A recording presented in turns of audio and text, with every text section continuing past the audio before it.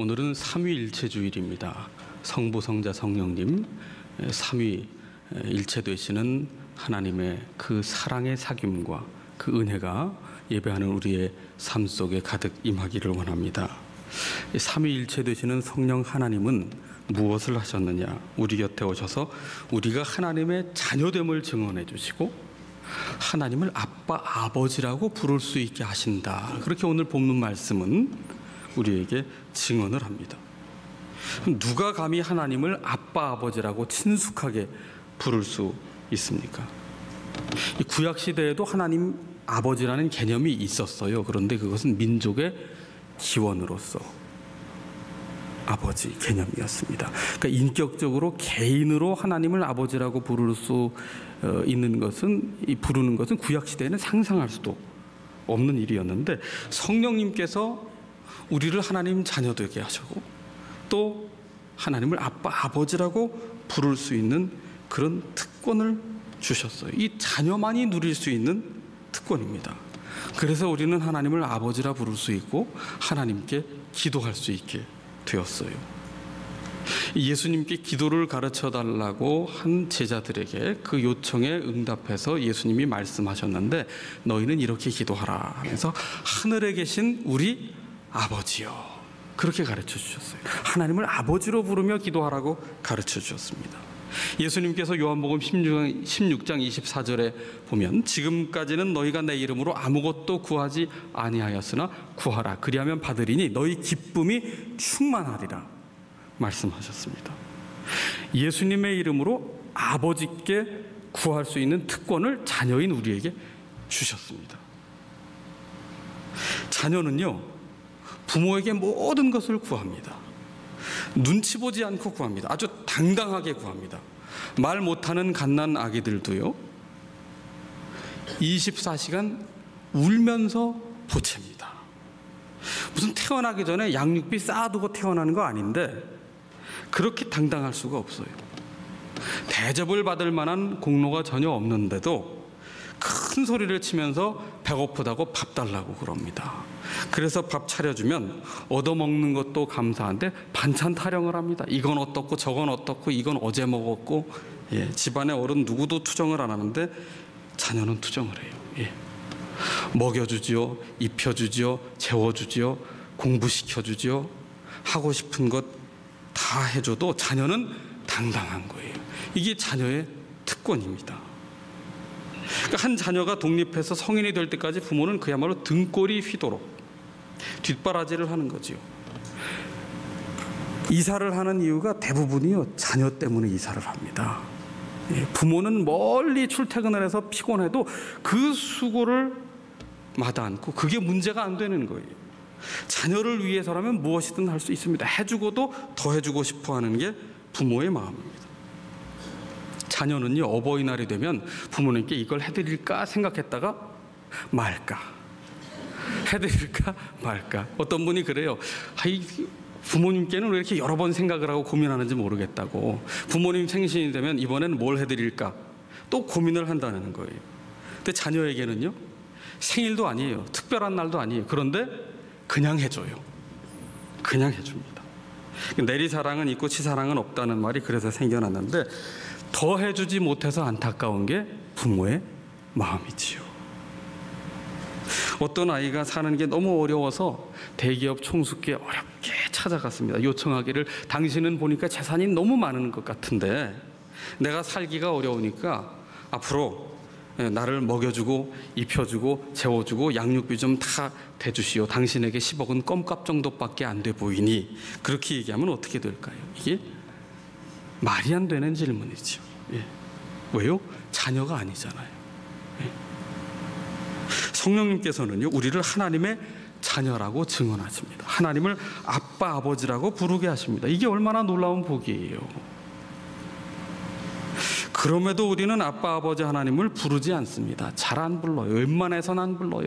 웬만해선 아빠, 아버지 하나님 앞에 달려가는 일도 없어요. 이게 무슨 얘기냐? 기도하지 않는다는 얘기죠. 염려할 시간은 있어도 기도할 시간은 없다고 그러잖아요. 아빠 되시는 하나님께 기도할 때 주님께서는 무슨 선물을 주신다고 말씀하셨어요? 너희 기쁨이 충만하리라 그랬어요. 아빠 되시는 하나님께 기도할 때 주시는 최고의 기도 응답은 우리 마음에 기쁨을 가득 채워주시는 겁니다. 왜 우리 인생이 기쁘지 않을까요? 누가 기쁨 없는 인생 살기를 원할까요? 다 행복을 위해 살아요? 그렇게 힘들게 삽니다. 밤이 맞도록 일하면서 삽니다. 그렇게 열심히 사는데 정작 표정이 왜 그렇게 어두울까요? 아빠 되시는 하나님을 향하지 않기 때문에 그렇습니다. 어린 아이들을 보세요. 부모에게 생명을 받아서 태어났지만 생명의 주권은 하나님께 있습니다. 그래서 어릴수록 아무것도 아닌 일에도 그냥 쉽게 웃는 거예요. 손가락 하나만 들어도 그냥 막 웃어요. 까르르 웃습니다. 근데 어른이 되면은요, 웬만해선 안 웃어요. 예. 한번 웃길 테면 웃겨봐라. 딱 그냥 내가 웃나 봐라. 마치 안 웃기 위해서 태어난 분처럼 말이죠. 예.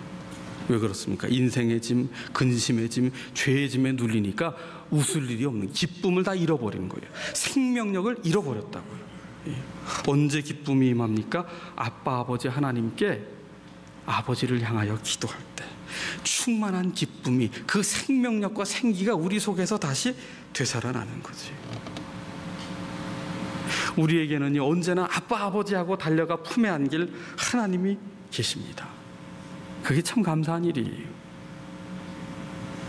우리 각자의 아버지에 대한 경험은 다 다르죠. 어떤 분은 아주 자유롭고 따스한 사랑의 아버지를 경험한 분이 계시고요, 육신의 아버지로서. 또 어떤 분은 아주 엄격한 아버지를 경험한 분도 계십니다.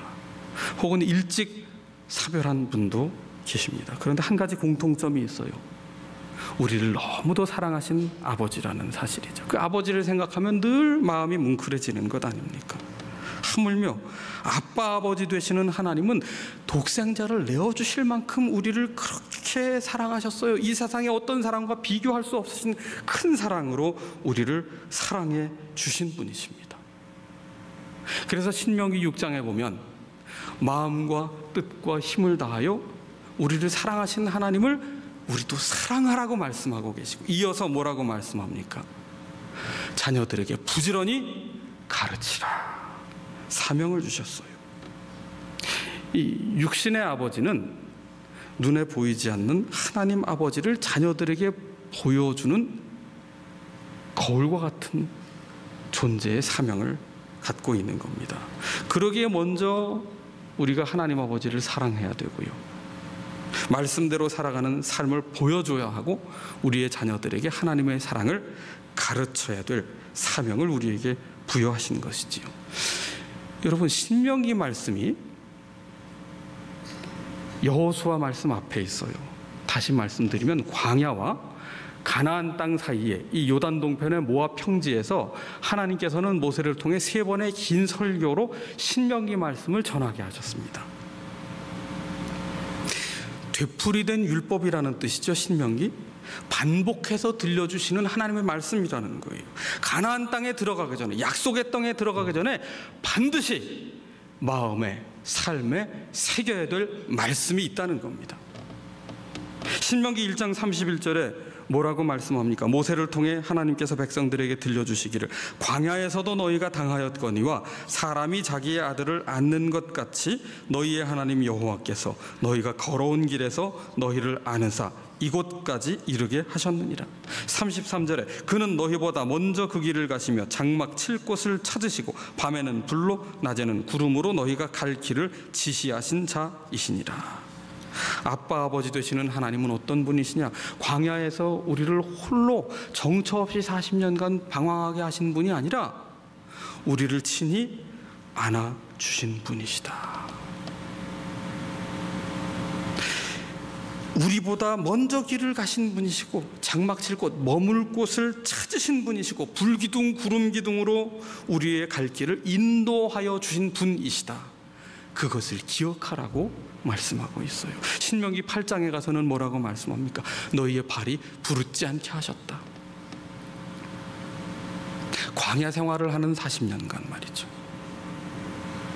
3년 전에 성지순례를 갔을 때 그 안내하는 분이 잠시 광야를 체험하게 해주겠다고 했어요. 한 10여 분 문 열고 내려서 광야 체험하게 해줬습니다. 시간 더 달라는 분 없었어요. 그냥 바로 탔습니다. 광야는 한마디로 못 살 곳이에요. 못 살 곳. 예. 그 달아오른 대지가 얼마나 뜨거워요. 계란을 그냥 놓으면 다 익을 만한 그런 뜨거운 곳 아닙니까? 당시에 신발이라고 할 게 뭐가 있겠어요.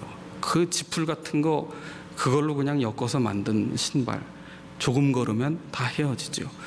이 맨발이 뜨거운 바닥에 닿는다 생각해 보세요. 그 화상 입습니다. 못 걷습니다. 그런데 하나님께서는 그 40년간 발이 부르지 않게 하셨다. 옷이 헤어지지 않게 하셨다. 그렇게 세심하게 우리를 돌보신, 안아주시고 인도하신 그런 아빠 되시는 하나님이시다. 고로 우리는 광야를 주목하지 말아야 됩니다. 때로 인생이 광야 같을 때 우리를 괴롭히는 문제를 주목하지 말아야 됩니다. 광야 한복판에서도 여전히 우리와 함께 하시고 우리를 안으시는, 머물 곳을 찾으시고 우리보다 먼저 가시는 그 아빠 아버지 되시는 하나님을 바라보아야 됩니다. 그래서 광야에서 구해야 될 것은 또 다른 복이 아니에요. 이미 복은 하나님께서 넘치도록 주셨어요. 하나님을 구해야 되는 겁니다. 이것도 필요하고 저것도 필요하고 이것도 없고 저것도 없고가 아니라 하나님 아버지를 구하는 삶을 살아라. 하늘에서 만나를 내려주셨어요. 하나님의 백성은 하늘을 바라보아야 산다는 겁니다. 하나님을 의지해야 산다는 거예요. 하나님의 은혜 없이는 살 수 없다는 거예요. 이것을 훈련시키려고 가나안 땅으로 바로 보내지 않으시고 광야에서 머물게 하시는 거예요. 하나님의 은혜를 바라는 인생 되게 하시려고. 여러분, 우리의 인생이 힘들다고 여기는 이유가 뭡니까? 광야 같은 인생길에 내가 머물고 있다. 끝이 어딘지 모를 광야, 이 한복판을 내가 가기에 내가 지치고 피곤하다. 어서 속히 저 가나안 땅을 가야 하는데, 그 가나안 땅은 정탐꾼에 의하면 젖과 꿀이 흐르는 땅이요, 장정 두 사람이 포도송이를 메고 나오는 그런 곳이란 말이죠. 그 가나안의 꿀 포도송이를 내가 맛봐야 되는데 어쩌자고 내 인생이 이렇게 광야에서 끊임없이 고생하며 사는가. 예. 그래서 나온 찬양이 있잖아요. 왜 나만 겪는 고난이냐고. 예. 후렴 힘을 내세요, 힘을 내세요. 예. 여러분, 우리가 가나안의 풍요로운 땅에 정착하게 되면, 그러면 이제까지 광야 인생을 살아온 그 모든 고생은 끝나고 행복이 시작되는 겁니까? 아니에요. 성경의 역사를 보면은요, 여호수아 이후에 무엇이 이어집니까?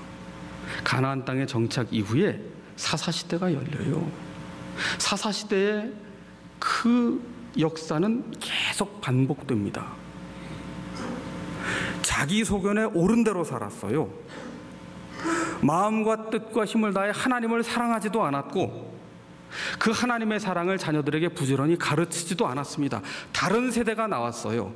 자기 소견에 옳은 대로 삽니다. 자신의 야망을 따라 살아갑니다. 그래서 끝없이 무너지기를 반복하는 거예요. 하나님의 은혜를 입고 회복됐다가 또 은혜를 입고 무너지고 또 무너지고. 왕이 필요하다. 사울왕을 세워줬어요. 열왕기 상하의 내용이 다 무엇입니까?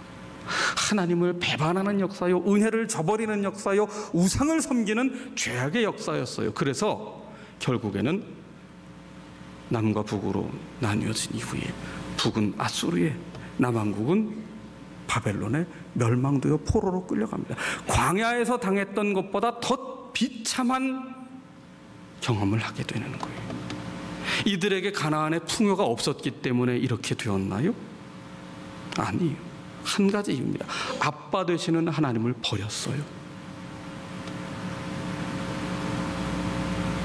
우리가 매일 성경으로 신명기 말씀을 묵상하고 있는데요, 언제 가나안 땅에 들어갈 것인가? 우리는 내가 서 있는 곳이 어디냐에 굉장히 관심이 많아요. 내가 서 있는 형편, 내가 살아가는 상황,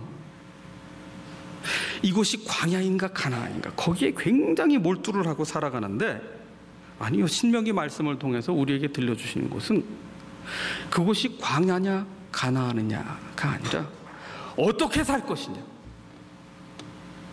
그것을 요구하고 계시는 거예요. 우리의 관심사는 내가 지금 핍절한 광야를 살고 있느냐 아니면 풍요로운 가나안을 살고 있느냐. 언제나 풍요를 구하죠. 풍요를 구합니다. 그런데 신명기 말씀을 통해 우리에게 말씀합니다.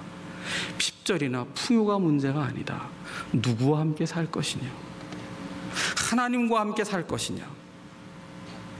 우리의 욕망의 투영인 우상을 하나님으로 바꾸어 섬길 것이냐. 우리가 광야에 머물든 가나안으로 입성하든 우리가 기억해야 될 한 가지 중요한 사실은 무엇이냐 하면 아빠 아버지 하나님과 함께 사는 것입니다. 아버지 품에 안겨서 사는 거예요. 바울의 표현을 빌자면 주님과 연합하여 사는 겁니다. 내가 그리스도와 함께 살아가는 거예요. 예수님께서는 그 유명한 포도나무의 비유에서 요한복음 15장 5절에 이렇게 말씀하십니다. 그가 내 안에 내가 그 안에 거하면 사람이 열매를 많이 맺나니 나를 떠나서는 너희가 아무것도 할 수 없습니다. 우리는 뭘 따집니까? 내 손에 열매가 가득하냐 가득하지 않느냐, 내 손이 비어있느냐 가득 찼느냐.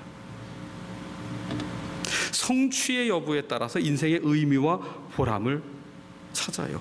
그것으로 성공이냐 실패를 가릅니다. 그런데 주님께서 원하시는 삶은 무엇이냐? 우리가 주님 안에 거하고 주님이 우리 안에 거하는 거예요. 나를 떠나서는 너희가 아무것도 할 수 없습니다. 주님을 떠나면은요, 아버지를 떠나면은요, 조금 할 수 있는 게 아니고 아무것도 할 수 없다. 전적인 무능이라고 말씀하고 있습니다.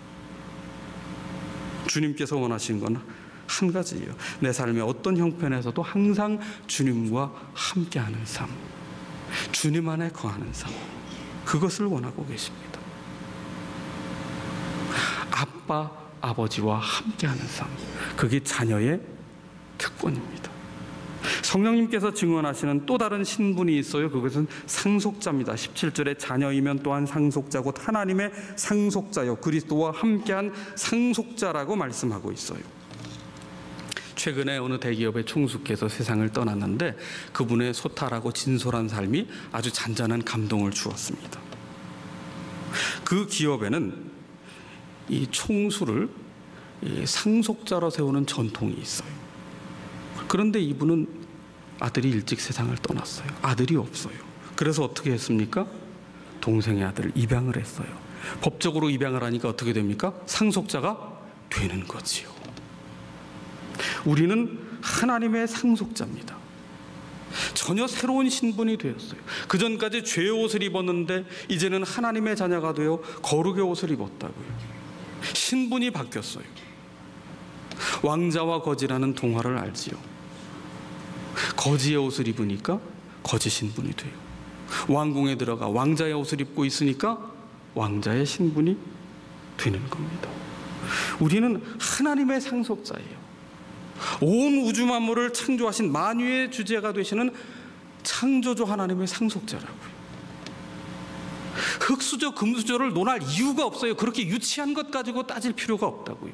우리는 하나님의 상속자인데, 하나님의 상속자이면 다르게 살 수밖에 없잖아요. 거룩의 옷을 입었는데요, 예수 그리스도의 보배로운 피로 죄가 싫어지는 거예요. 늘 죄를 기웃거렸는데 하나님의 상속자가 되고 거룩의 옷을 입으니까 이 죄가 싫어지기 시작하는 거예요. 죄가 역겨워지는 거예요. 여러분, 깨끗한 새 옷을 입은 사람은요, 아무데나 뒹굴지 않습니다.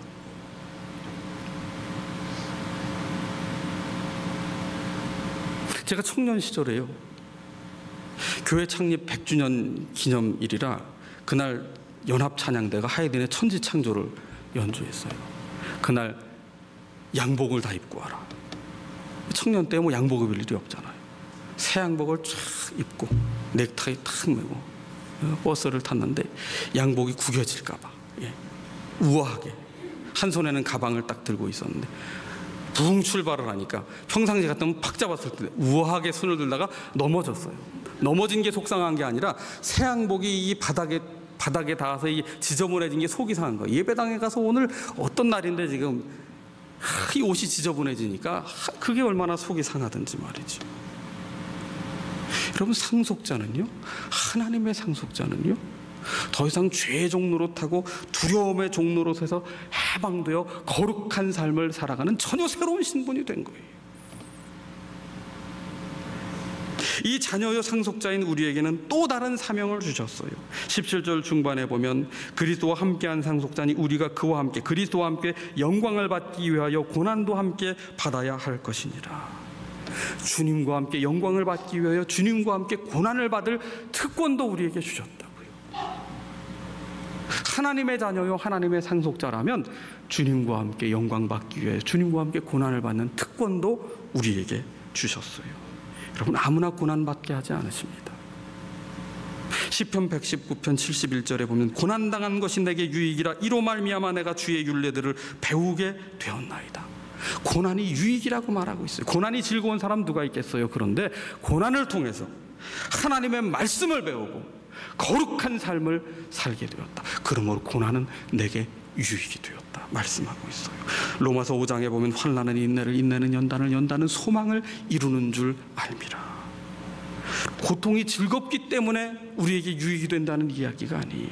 우리가 무슨 가학적인 삶을 살자는 얘기가 아니에요. 나를 괴롭히고 여기에 무슨 불자국 몇 개 남기면 내가 천국 가는 그런 게 아닙니다. 고행으로 우리가 구원받는 게 아니에요.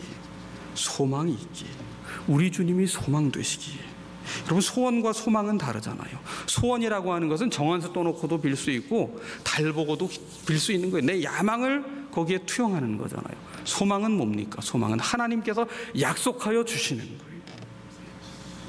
장차 나타날 영광으로 우리를 인도하시기에 오늘 주님 앞에 주님을 따르기에 십자가의 길을 가기에 좁은 문을 가기에 고난이 있지만, 왜? 세상과 다르게 사니까, 죄악을 버타며 살지 않으니까, 옳은 길을 가니까, 진리의 길을 가니까 고난이 와요. 그런데 그 고난 앞에서요 인내할 수 있다고요. 왜요? 그 뒤에 소망이 있잖아요. 하나님께서 장차 나타날 영광으로 우리를 인도하시기에 아빠 아버지 되신 하나님을 붙들고 주님과 함께 그 고난을 감내하는 거잖아요. 여러분, 광야의 고난을 피하려고만 하지 마십시오. 괴로운 것으로만 여기지 마십시오. 고난이 없으면은요 우리 인생에 성숙이 없어요. 히브리서 기자는 말합니다. 징계가 없으면 자녀라고 사생자라고 얘기합니까? 사생자라고 얘기하죠. 여기서 징계란 벌을 뜻하는 것이 아니라 연단, 곧 훈련을 뜻하는 단어입니다. 하나님은 사랑하는 자녀를 반드시 연단하고 훈련한다는 거예요. 5월은 가정의 달이지요. 가정의 달이라고 하면 더 마음 아파하고 더 힘들어지는 분들이 계십니다. 배우자의 문제로 고난을 당하는 분들. 그런데 하나님을 아빠 아버지로 모신 분들은요, 배우자의 문제로 어려움을 당할 때 아빠 되신 하나님께서 안아주시는 그 품에 안겨서 더 기도할 수 있게 돼요. 배우자로 인해서 흘린 눈물이 하나님 앞에서 흘리는 눈물이 될 때에 하나님께서 그 고난 넘어 영광으로 인도해 주시거든요. 그 고난이 없으면 우리가 하나님 앞에 설 수 없었다고요. 그 고난 때문에 하나님 앞에 가까이 가게 될 수 있었다고요. 여러분, 자녀 문제로 고민하는 분들이 얼마나 많이 계세요. 누구에게도 말 못할 고민이 있지요. 그 자녀로 속이 상하고 어찌할 수 없을 때 아빠 아버지께 엎드려 간절히 기도하고 눈물로 기도할 때, 그 고난 때문에, 내가 어찌할 수 없는 그 일 때문에 우리가 하나님 앞에 더 엎드리고 하나님 아버지의 마음을 품게 되잖아요. 그 고난을 통해 하나님의 영광에 참여하게 만들어 주시잖아요. 내가 원하던 길이 막혔을 때, 내가 원하던 인생이 막혔을 때 우리의 능력 너머에 계시는 그 하나님을 아빠 아버지라 부르며 그 품에 안겨 기도함으로 결국 우리가 넘어서지 못하는 이 고난의 한계 상황 속에서 더 크신 하나님을 바라보고 하나님께 맡기고 하나님께 엎드려 기도하는, 고난 넘어 하나님의 영광을 바라보는 자녀로 우리를 은혜의 품에 하나님이 품어주시잖아요. 여러분, 세상에는 하나님 아버지의 품을 모른 채 그 작은 고난에도 그저 신음하고 쓰러지는 분들이 얼마나 많습니까? 하나님을 모르기 때문에 방황하는 분들이 얼마나 많아요. 풍요가 전부인 줄 알고 살아가는 그 인생들이 얼마나 많습니까?